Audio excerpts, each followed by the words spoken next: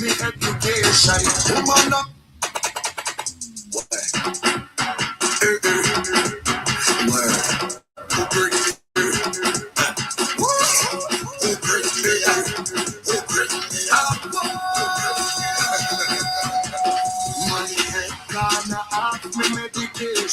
And go get guns, forget me education. Woman under me only occupation. Condemn me and meditate. Please excuse me, but boom, my head very bad, my head very bad.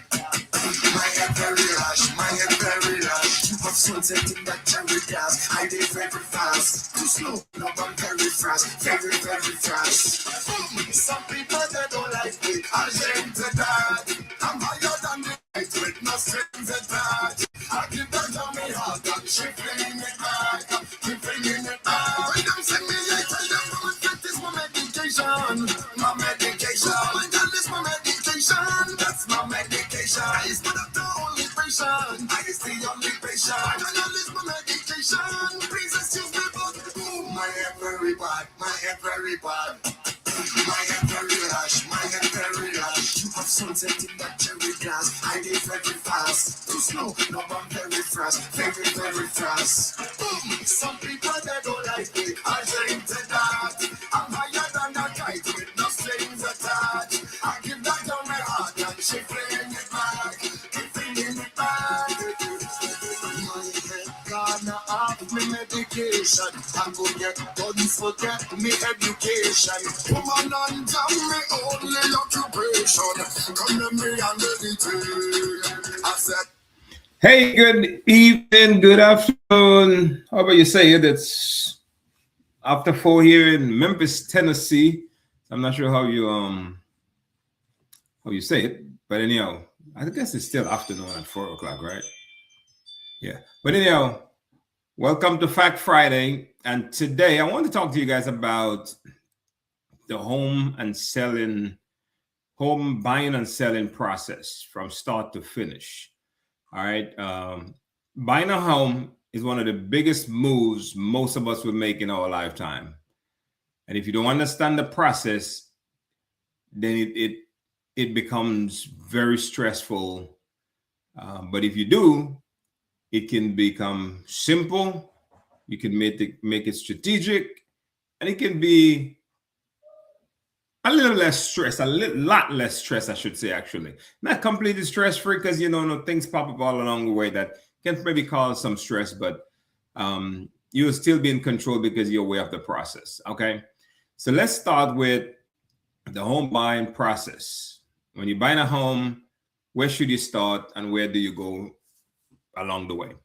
The first thing is you want to get clear on your goals. Be completely clear on your goals. Why are you buying a home? The timeline, you want to do now versus later. Stuff like your lifestyle needs. What do you need? Do you want to be close to work, close to kids' school? Do you want to commute a lot? You want shorter commute? Those are things you have to understand because keep in mind, you're going to be in this home for a long time. It wouldn't be like renting. We'll be like, okay, next year we'll rent somewhere. This is a little bit bigger commitment. Because one time my wife and I, we sold a home. And one of the reasons why we sold is because everything was happening a good distance from where we lived. We lived in Cordova, and everything was either happening in the East Memphis or downtown. So it was a lot of driving, a lot of getting up earlier than we wanted to. Kids had to get up earlier.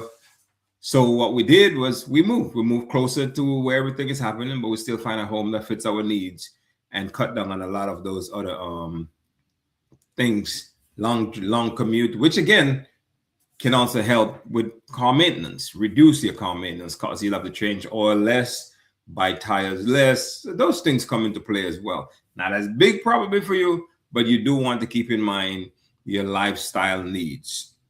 Okay. So the whole thing, you don't just look at a house, you want to build a plan so you know exactly why you want to move. The next step you want to do is get pre-approved. Get pre-approved, go to your lender, your preferred lender, and get pre-approved. Here's something to keep in mind when it comes to pre-approval. The lender, when they pre-approve you, is going to tell you the most money they will lend you in terms of total money, but also monthly payment. That's what the lender will do for you. Okay.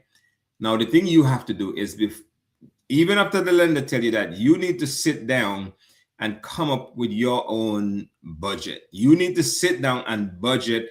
How much do I want to pay a month for a home? That is very important, apart from what the lender says they will allow you to do. Because if lenders say, hey, we can lend you $500,000 and your payment is going to be $5,000. Let's just use the example. But you be like, well, we don't want to pay a $5,000 home. So you still have to buy within your own budget. The most lender will lend you is this, but you still have to pick how much do you want to pay. You and your family want to pay monthly, so you can be comfortable. That way you can actually live in your house and still enjoy other things other than paying a house note. Okay. So your money budget is really important. The other thing is the type of loan that you choose. There are three basic loans that the average person will use to buy a home: FHA, VA, and conventional. VA is only for veterans. So if you're not a veteran, or if you're not currently in the military, VA does not apply to you. The other two, FHA and conventional, are the ones that you will be used. Okay, so just there's more to those there, more to learn about the loan types, which one works best for you in terms of money down and so forth, that you would have to figure out. But again, get pre-approved and fix your budget. Again, keep this in mind. We're not talking about the budget of what the banks say they will lend you. We're talking about you sitting down, look at your numbers and decide, okay, this is how much we want to pay a month, and find a home based on the things we talked about first, that would fit within that budget, that will make you, that way you'll be comfortable in your home and not be struggling to pay your mortgage. That's not good. Okay. Once you do that, then you want to build your home search. Okay. You want to decide things that you must have, things that are nice to have. This is really, really important, because the more things you put on your list of must-haves, the less options you will have. Because there's some things in your mind you might think is a must-have, when in truth and in fact, those things later on, after you move in the house, you can make changes. Okay. If it does not involve breaking down a wall, but it might involve maybe renovating a bathroom, changing some tiles, maybe paint, stuff like that. So keep those things in mind when you decide that you must have something compared to, I would like to have it. For example, 2-car garage. If you must have a 2-car garage, then you might stick with, listen, I have to have a 2-car because we need to park both of our cars inside the home. We feel more safer when we can drive in our house. You know, that's a whole different thing. But you look at your kitchen, for example, and you say, listen, our kitchen have to have an island. What if there's space enough in the kitchen to, once you move in, you put an island in the kitchen? You know, that might be an option where the house might have everything else you want, but it just doesn't have that island. So always keep that in mind. Try to make sure that these things that you say must have are really, really must haves, because a lot of time they can be nice to haves or things we can do later on. Okay. So again, where you want to live, figure out that, narrow down your area as much as possible. That way you're not all over the place, because from the first thing we talk about, when you get down there, you'll have a pretty good idea of where you want to live compared to everything else. Schools. For example, let's say you want your kids to go to Colleyville schools, then there's a great chance you're going to move to Colleyville, or, you know, close. You have to move at least within an area that your child will be allowed to go to that particular school district. Okay. And this would help a lot of these things. When you narrow down your home search, it will help you it will prevent you from wasting a lot of time looking at homes that, you know, definitely is not going to work for you. Because if you decide to keep one of your kids to go to school in Colleyville, while looking at homes downtown, while looking at houses close to downtown, your kids probably can't go to Colleyville school. I don't know that. I'm just saying, but just keep that in mind. And then after we do that, then we're going to tour homes. Do it in person, do it virtually. If at all you can do it in person, that's the best, because you want to walk in that house and just imagine walking in the house every day. Does this feel, it's one of those things. When you walk in a home, sometimes you can just tell this is the one. It just gives you that vibe. Every home we've ever bought, that we got that vibe. It was like, yeah, this is it. Even if it was the first one, the second one, the third, doesn't matter. When we walk in that one, we were like, yeah, this is it. We might go look at another one just to make sure, but then you go back to, yeah, it's that one right over there. That's the one we want. But at the same time, you also want to compare options, because some homes, one might have a bunch of things you want. The other one have a bunch of things you want, but none of them have all the things you want. Then you'll have to decide, okay, of these things that each one has, which ones are we okay with giving up or maybe making changes to the home later on to get. So those are things that that you have to look at. Next thing is you once you find a home you like, you make an offer. And this is where a really, really good agent is going to help you tremendously. You have to look at things like your pricing strategy, earnest money, terms and contingencies. Now, all those things mean something totally different. For example, I always believe that the best price doesn't mean the best deal. So, for example, let's say the house is listed at $250,000.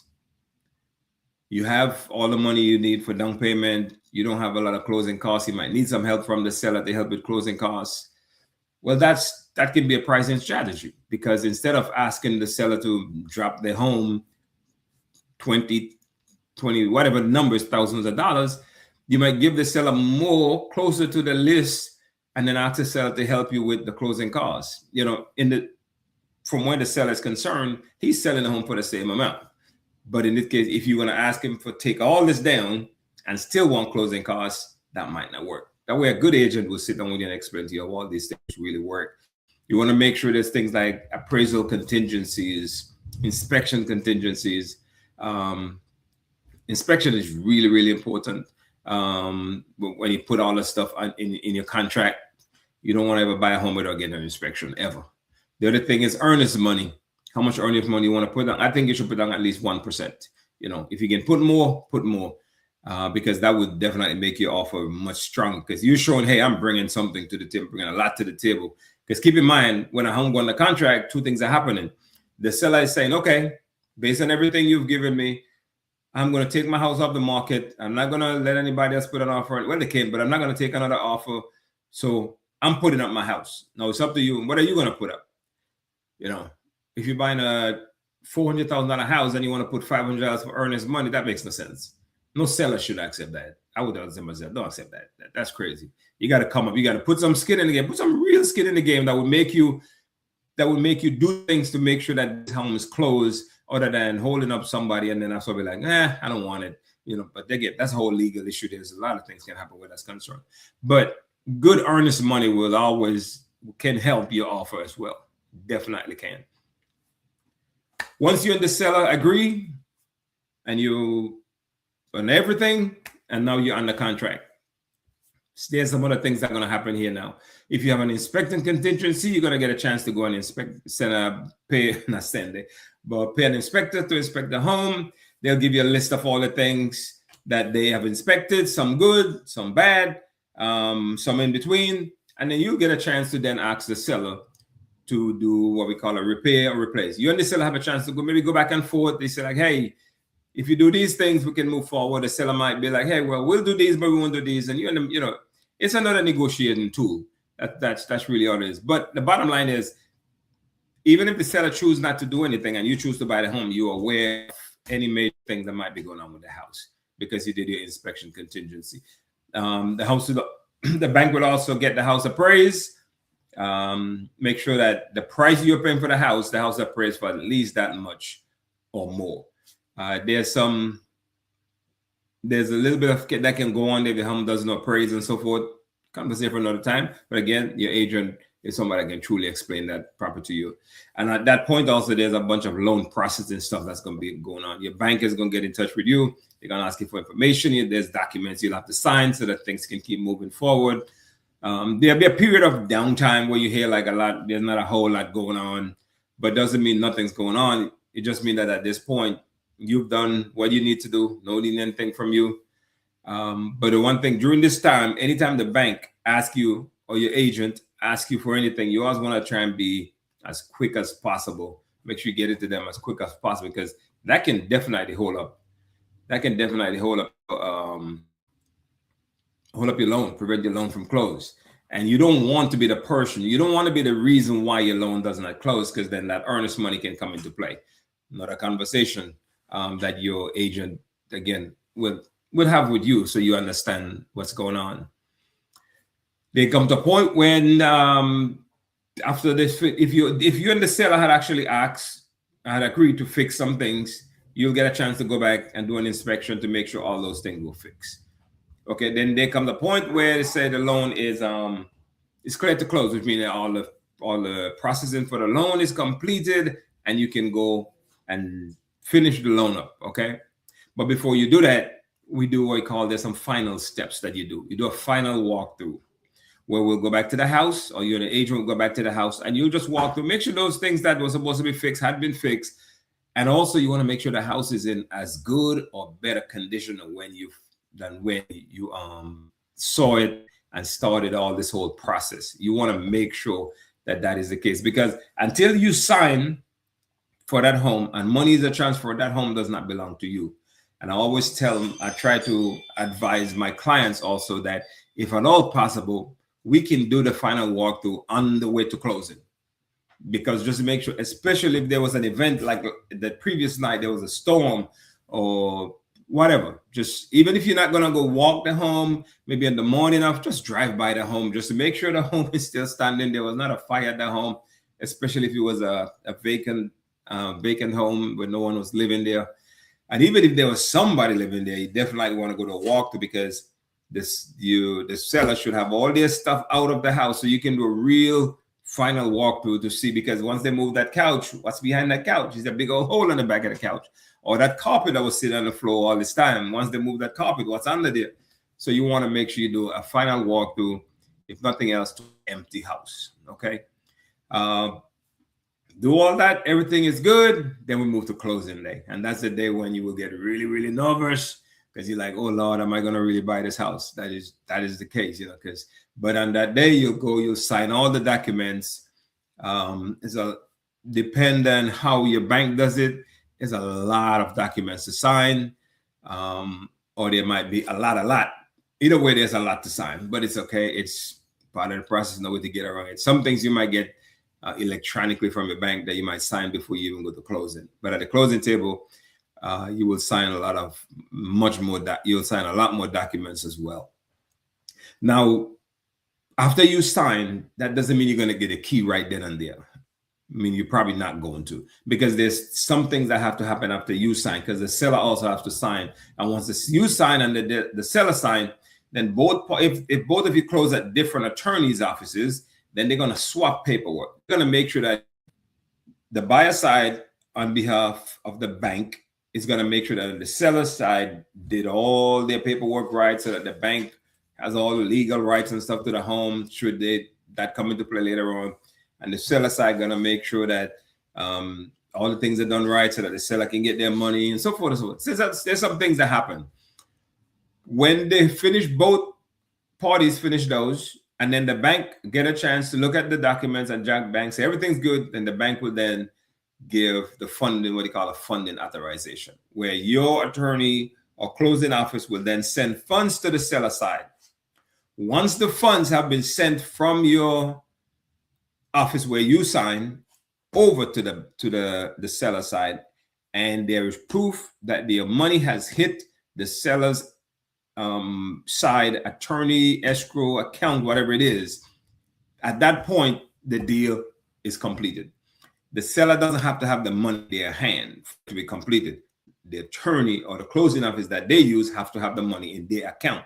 That's where the transaction is completed. And at that point, you get the key and you're officially a homeowner. And you can now begin all the planning and stuff to move in. Well, not begin, start planning, because you should have already planned that. But you can start moving stuff into your new home. If I try not to close on Fridays at all costs, for the simple reason, if things go wrong and you're not able to get the key on Friday, then the next time you're going to be able to get a key more than likely is Monday. So if it's important that you get the key the day off and you don't have time to have a day or two to get the key, make sure you do not set your closing up on a Friday. And also let your agent know that, because Friday closings can be one of those, okay?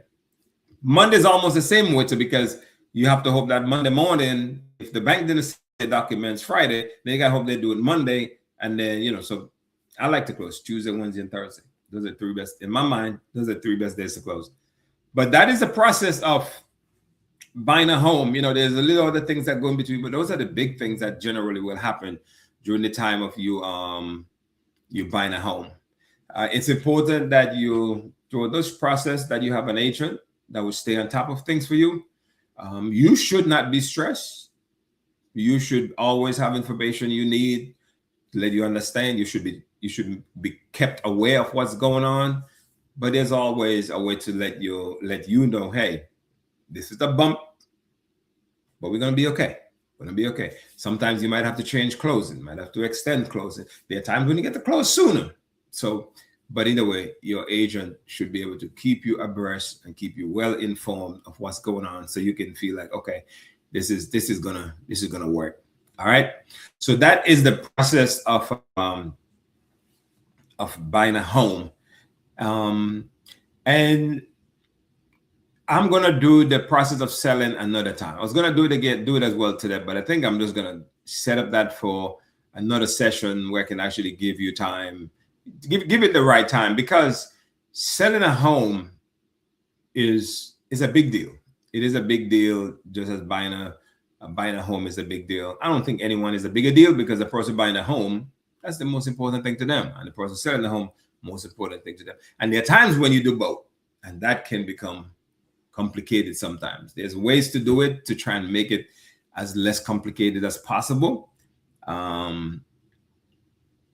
But it can be that can be a very stressful one. So we'll also deal with that on another episode of Fact Friday, to let you know what's the process like if I'm selling my home and I'm buying a home at the same time. It happens every day. It happens every day. So not that it can't be done. It's being done every day. You just have to be aware of things that can go wrong and ways to make sure that it works out. It works out for you. All right. Hey, I think that's all I have on the process of buying a home. So again, you want to have your what do you call a strategy session, where you just decide on why are you buying? What's the reason why? Set clear goals. Then the next step is get pre-approved. Let the bank tell you how much, and then you set your budget, how much you want to spend. Build a home search. Decide your must-haves and stuff like that. Your total homes. Compare stuff as you go through the home. You make offers. A great offer does not mean only price. There's a lot of other things that can protect you other than just the price of the home. Next thing, you go on the contract, you'll have all the contingencies will then take place.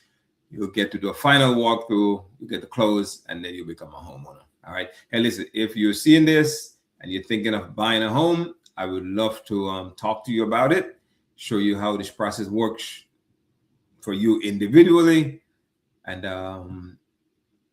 help make the process as simple, strategic, and stress-free for you. All right. This is Keaton Spring, the Vinci Realtor. Give me a call. Look forward to working with you.